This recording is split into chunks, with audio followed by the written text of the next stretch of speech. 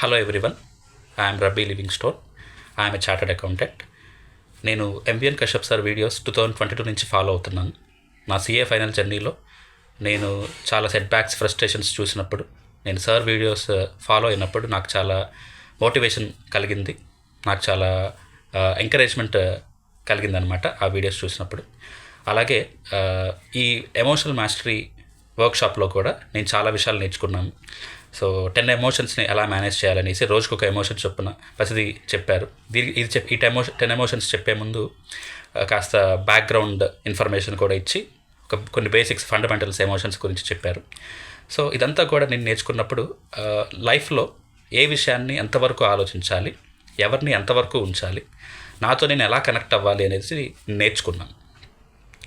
So చాలా బాగుంది ఈ వర్క్షాప్. సో ఇలాంటి వర్క్షాప్స్ అనేకమైనవి కండక్ట్ చేయాలని నేను సార్ని కోరుకుంటున్నాను.